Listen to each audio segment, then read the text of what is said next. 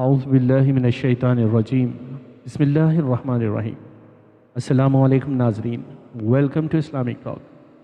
ناظرین اکرام، حیات عرضی ایک سفر ہے اور دین اس سفر کو گزارنے کا ایک ضابطہ۔ اہل ایمان اپنی فہم اور استطاعت کے مطابق سفر حیات کو طے کرتے ہیں، مگر جب عشاق اس سفر کو طے کرتے ہیں تو یہ سفر عزیز سفر عشق بن جاتا ہے۔ سفر عشق کی بات کریں تو لامحالہ ذہن میں ایک نام گونجتا ہے، کربلا۔ کربلا نے سفر عشق کا جو معیار مقرر کیا ہے، اس کی کوئی دوسری مثال نہیں۔ آج کی اس ویڈیو میں جو واقعہ بیان کر رہے ہیں وہ اسی واقعہ کربلا کی تمہید ہے، اور جس شخصیت کا ذکر کر رہے ہیں وہ اس راہ کا پہلا شہید ہے، یعنی سفیر امام حسین علیہ السلام جناب مسلم بن عقیل۔ ناظرین کرام، اس ویڈیو کا اقتباس مستند کتب سے ماخوذ ہے، پھر بھی کسی کوتاہی کے لیے اللہ تبارک و تعالی سے مغفرت کے خواستگار ہیں۔ دعا ہے کہ اس ذکر کو اللہ تعالی ہمارے لیے فلاح دارین کا باعث بنائے۔ تو آئیے آغاز کرتے ہیں۔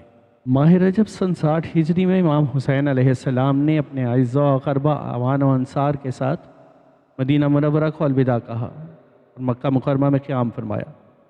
اس قیام کے دوران عوام الناس آپ سے اکتساب فیض کرتے رہے۔ یہیں آپ کی خدمت میں اہل کوفہ کے مکتوب پہنچنا شروع ہو گئے اور ان کی تعداد ہزاروں تک پہنچ گئی۔ بالآخر اہل کوفہ کے آخری دو قاصد ہانی اور سعید کے خط کے جواب کے ساتھ جناب مسلم بن عقیل کو دریافت احوال کے لیے روانہ کیا۔ امام نے انہیں تقوی اختیار کرنے اور صورتحال سے باخبر رکھنے کی نصیحت فرمائی۔ چنانچہ رمضان 60 ہجری میں حضرت مسلم بن عقیل اہل کوفہ کے نامہ بر قیس بن مسر، عمارہ بن عبداللہ اور عبد الرحمن ازدی کے ہمراہ مکہ سے رخصت ہوئے۔ پہلے مدینہ تشریف لائے، مسجد نبوی میں چند رکعات ادا کی، پھر اعزاء اور قربا سے رخصت لی اور بنو قیس کے 2 افراد کو اجرت پر راہبری کے لیے ہمراہ لیا اور 6 نفوس پر مشتمل یہ مختصر سا قافلہ اپنی منزل کی طرف روانہ ہوا۔ کچھ ہی فاصلہ طے ہوا تھا کہ راہبر راہ گم کر بیٹھے اور ریگستان عرب میں بھٹکنے لگے۔ بالآخر ایک جگہ آثار دکھائی دیے تو 50 سے نڈھال راہبر نے ہاتھ کے اشارہ سے سمت واضح کی اور داعی اجل کو لبیک کہا۔ صحبت سفر اور پیاس کی شدت سے نڈھال یہ قافلہ وادی خویت کے ایک چشمے پر پہنچا۔ اس بن مسر کے ہاتھ امام حسین علیہ السلام کو اب تک کے واقعات، اپنے تفکرات اور آگے بڑھنے میں تردد سے آگاہ کیا۔ امام کی طرف سے کوفہ جانے کی تاکید فرمائی گئی تو سفر پھر سے شروع ہوا اور منزلیں طے کرتا ہوا بالآخر 5 شوال کو کوفہ پہنچ گیا اور مختار سقفی کے گھر قیام کیا۔ البتہ مروج الذہب کے بیان کے مطابق جناب مسلم نے مسلم بن اوسجہ کے یہاں قیام کیا۔ حضرت مسلم بن عقیل کی کوفہ آمد کی خبر پھیلی تو لوگ بصد اشتیاق حاضر خدمت ہونے لگے۔ جب کافی لوگ جمع ہو گئے تو جناب مسلم نے حضرت سید الشہداء کا مکتوب گرامی بنام اہل کوفہ پڑھ کر سنایا۔ لوگ شدت جذبات سے رونے لگے۔ عابس بن شعیب شاکری نے حمد و ثنا کے بعد کہا، میں لوگوں کے متعلق کچھ نہیں کہتا اور نہ ہی میں جانتا ہوں کہ ان کے دلوں میں کیا ہے۔ میں آپ کو بس وہ بتاتا ہوں جس کا میں نے ارادہ کر لیا ہے، اور وہ یہ کہ خدا کی قسم آپ جب بھی مجھے بلائیں گے تو میں لبیک کہتا ہوا حاضر ہوں گا اور آپ کے دشمنوں سے لڑوں گا اور آپ کے ہمراہ شمشیر زنی کرتا ہوا بارگاہ خدا میں پہنچ جاؤں گا، اور اس سے میرا مقصد صرف خوشنودی خدا حاصل کرنا ہے۔ اس کے بعد حبیب ابن مظاہر اور عبداللہ بن سعید حنفی نے بھی ایسے ہی پاکیزہ خیالات کا اظہار کیا۔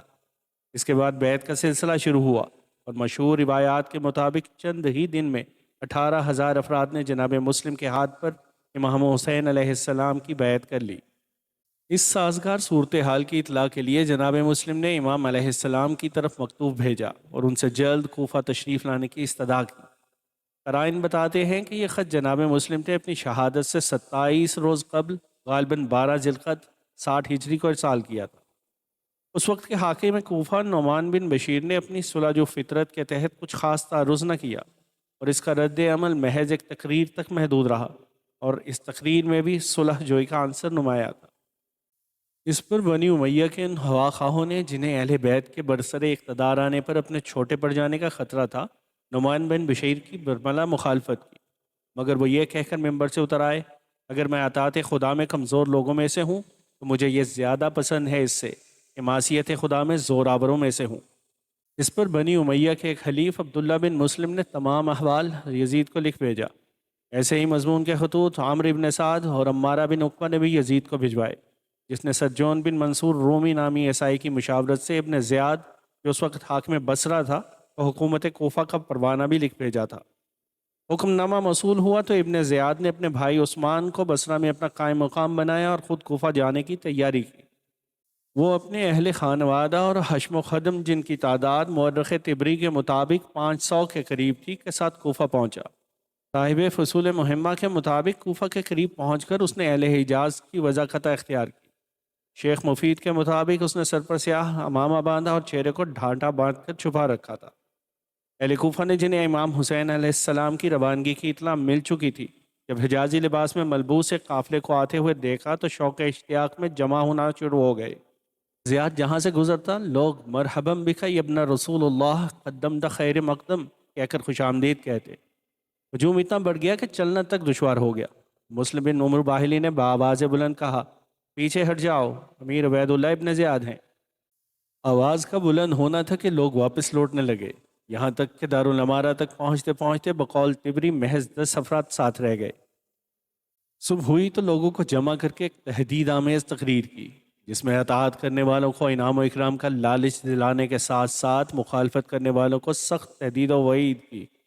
اس نے شہر کے تمام عرفاء کو بلا کر تاکیدی حکم دیا کہ اپنے علاقے کے مشکوک افراد کی فہرست دیں جن کے حکومت وقت کو خطرہ ہے، اور پھر ایسے افراد کو پیش بھی کیا جائے تاکہ ان سے جو سلوک مناسب ہو کیا جائے، اور جو ایسا نہ کر سکا تو اس سے عہدہ عرافت اور دیگر مراعات ہی نہیں چھینی جائیں گی، بلکہ اسے اس کے گھر کے سامنے سولی پر لٹکا دیا جائے گا۔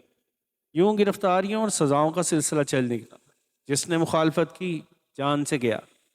ان حالات کے پیش نظر جناب مسلم نے بتقاضا احتیاط مختار کے گھر سے ہانی بن عروہ کے گھر منتقل ہونے کا ارادہ کیا، جہاں شیعہ حضرات مخفی طور پر حاضر ہوتے۔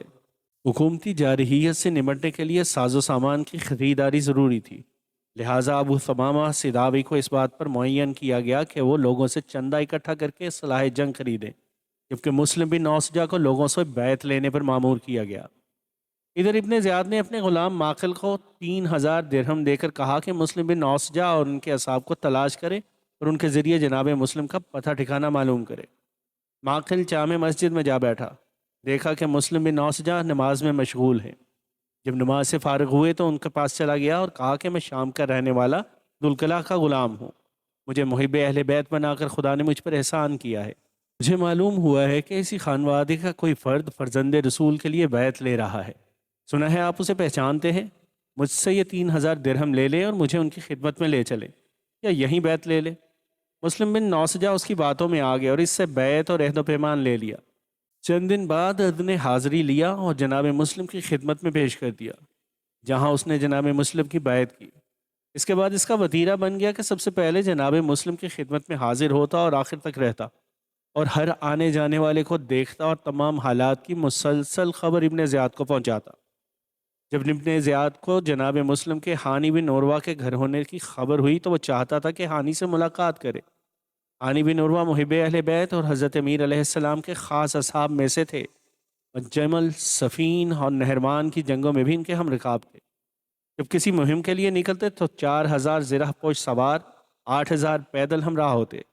ابن زیاد نے اسما بن خارجہ، محمد بن اشعث اور عمرو بن حجاج کے ذریعے سے دربار میں بلا بھیجا۔ آنی حالات سے لا علم تنہا ہی دربار میں چلے آئے۔ پہنچے تو ابن زیاد کے بدلے ہوئے تیور دیکھے، ماتھا ٹھنکا۔ پوچھنے پر اس نے الزام لگایا کہ تم اپنے گھر میں حکومت وقت کے خلاف سازشیں کر رہے ہو، مسلم کو اپنے گھر میں رکھا ہوا ہے۔ ثبوت کے طور پر ماقل کو سامنے لا کھڑا کیا۔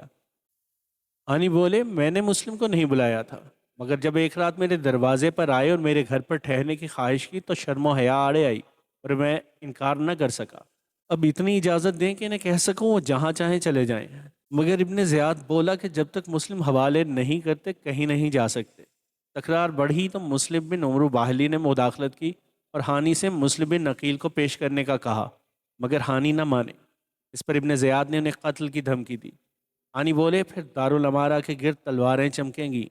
ابن زیاد نے چھڑی سے ان کے چہرے پر لگاتار اتنی ضربیں لگائیں کہ ناک کی ہڈی ٹوٹ گئی، رخسار اور پیشانی سے گوشت کے ٹکڑے گرنے لگے، یہاں تک کہ کپڑے خون سے سرخ ہو گئے اور چھڑی ٹوٹ گئی۔ پھر ہانی کو قید خانے میں ڈال دیا گیا۔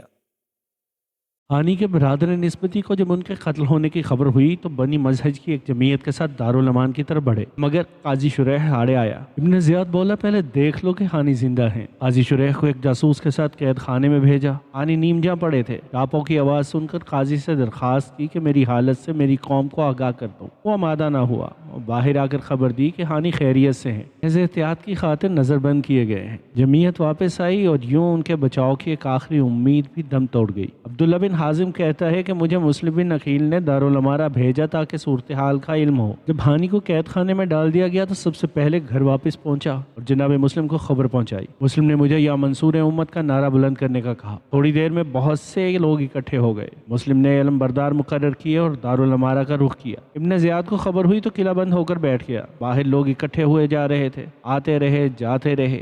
अलबत्ता शाम के करीब मुतफरक होने लगे। हालत ये हो गई कि जब नमाज मगरिब अदा की तो सिर्फ 30 आदमी हमरा थे। अमीर ने बनी कुंदा के दरवाजे का कसद किया और जब दरवाजे तक न पहुंचे थे सिर्फ 10 नफूस रह गए और जब दरवाजे से बरामद हुए तो कोई हमराह न था कि रास्ता बताता। इसी आलम परेशानी में सरगर्दा जनाब मुस्लिम तो नामी एक खातून के दरवाजे पर पहुंचे जो दरवाजे में बैठी अपने बेटे का इंतजार कर रही थी। आपने सलाम किया और पानी मांगा। खातून ने पानी दिया, आपने पानी पिया। बर्तन रखकर वापस आई तो उन्हें वहीं बैठे देखा। औरत ने वहीं ठहरे रहने की वजह पूछी तो आपने कोई जवाब न दिया। बार बार इस्तफसार पर आपने उसे हकीकत अहवाल सुनाया। औरत को जब इल्म हुआ कि आप मुस्लिम बिन अकील हैं तो बसद एहतराम घर में ले आई, बिस्तर ख्वाब बिछाया और खाना पेश किया, मगर आपने तनावल न किया। इसी दौरान तवा का बेटा बिलाल वापस आ गया। माँ को बार बार एक कमरे में आते जाते देखा तो बसद इसरार दरियाफ्त किया कि क्या अहवाल है। माँ को बताते ही बन पड़ी। लड़के ने सुना और अपने कमरे में जाकर लेट गया। दूसरी तरफ इब्न ज़ियाद ने हुसैन बिन तमीम को कोफा की नाकाबंदी करने और घर घर तलाशी का हुक्म दिया ताकि जनाब मुस्लिम को पकड़कर उसके सामने पेश किया जाए। अगली सुबह उसने लोगों को दरबार में आने का इज़्नियाम दिया। मोहम्मद बिन अशस आया तो उसे अपने पास जगह दी। इसी दौरान तवा का बेटा बिलाल इब्राहिम बिन मोहम्मद बिन अशस से मिला। उसे मुस्लिम बिन अकील के अपने घर होने का बताया। इब्न ज़ियाद तक खबर पहुंची तो 300 अफराद देकर मोहम्मद बिन अशस को जनाब मुस्लिम की गिरफ्तारी के लिए भेजा। साथ ही उबैदुल्लाह बिन अब्बास असलमी को 70 अफराद देकर रवाना किया। जनाब मुस्लिम नमाज से फारिग होकर दुआ में मशगूल थे कि घोड़ों की टापों और लोगों के शोरगुल की आवाज़ सुनी। जल्दी से ज़रा पहनी और तवा को यह कहते हुए शमशीर बकफ बाहर आ गए, उन्हें नेकी व एहसान का हक अदा करके शफात रसूल का इस्तेहकाक हासिल कर लिया है। उनको देखते ही मुखालिफिन इन पर टूट पड़े। आपने रिज्स पढ़ते हुए इन पर हमला किया और एक रिवायत के मुताबिक इस पहले हमले में ही इनके 41 आदमियों को फनाफिन्नार कर दिया। जब इब्ने अशस ने बहुत से आदमी मारते हुए देखे तो उसने मजीद कमक मांगी। मक्तल मोहम्मद बिन अबी तालिब में है कि इब्ने ज़ियाद ने मुलामत करते हुए कहा, अगर एक आदमी के मुकाबले में ये हाल है तो किसी लश्कर के मुकाबले क्या करोगे? इब्ने अशस ने कहला भेजा, मैं कूफा के किसी सब्जी फरोश या किसी जरमकानी को पकड़ने पर मामूर नहीं, बल्कि मेरे मुकाबल एक शेर बेशा शुजाअत है। इब्न ज़ियाद ने कहला भेजा, अमान देने के धोखे के बगैर तुम इसे गिरफ्तार नहीं कर सकते। और बरवायत मुंतखब तरीही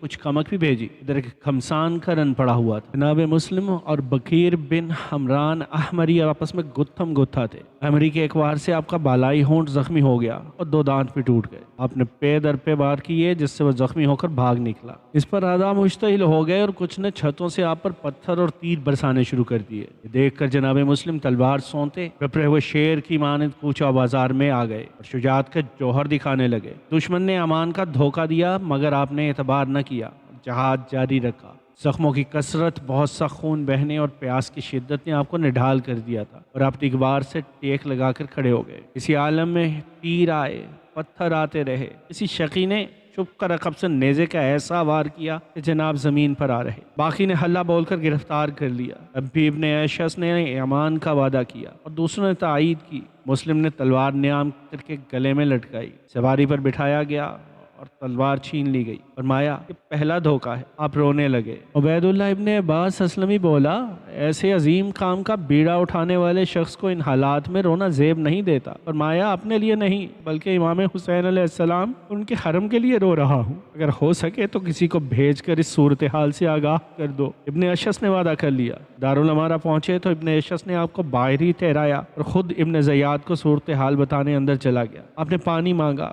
جب پانی کا کوزہ دیا گیا اور پینے کی کوشش کی تو زخمی ہونٹ سے خون پانی میں شامل ہو گیا۔ دوسری مرتبہ بھی ایسا ہی ہوا، تیسری مرتبہ خون ہی نہیں تو دانت بھی پانی میں آ گرے۔ آپ نے یہ کہتے ہوئے برتن رکھ دیا، ہر حال میں حمد خدا ہے، اگر یہ میرے مقدر میں ہوتا تو ضرور ملتا۔ ابن زیاد کے دربار میں پہنچے تو سلام نہ کیا۔ ظریفے کے مطابق جب سلام کے لیے کہا گیا تو فرمایا بخدا حسین کے سوا میرا کوئی امیر نہیں۔ پھر ابن زیاد سے کہا اگر مجھے قتل ہی کرنا ہے تو اتنی مہلت دو کہ وصیت کر سکتے۔ اجازت ملی تو عمرو ابن سعد سے کہا کہ ان کی بات سنیں۔ ابن سعد نے تعامل کیا تو ابن زیاد بولا بات سننے میں کیا حرج ہے۔ ابن سعد کو ایک طرف لے جا کر فرمایا جب سے یہاں آیا ہوں 700 درہم کا مقروض ہوں، میری زرہ اور تلوار بیچ کر ادا کر دینا، قتل کے بعد میری لاش دفن کر دینا اور کسی کو بھیج کر امام حسین علیہ السلام کو یہاں آنے سے روک دینا۔ ابن سعد نے یہ بات ابن زیاد کو بتائی تو اس نے بھی ناپسندیدگی کا مظاہرہ کرتے ہوئے مشہور ضرب المثل پڑھی، امین کبھی خیانت نہیں کرتا مگر کبھی غلطی سے خائن کو امانت دار سمجھ لیا جاتا ہے۔ پھر جناب سے یہ مخاطب ہوا جہاں تک مال کا تعلق ہے ہمیں اس سے کوئی غرض نہیں، قتل کے بعد لاش سے کیسا سروکار،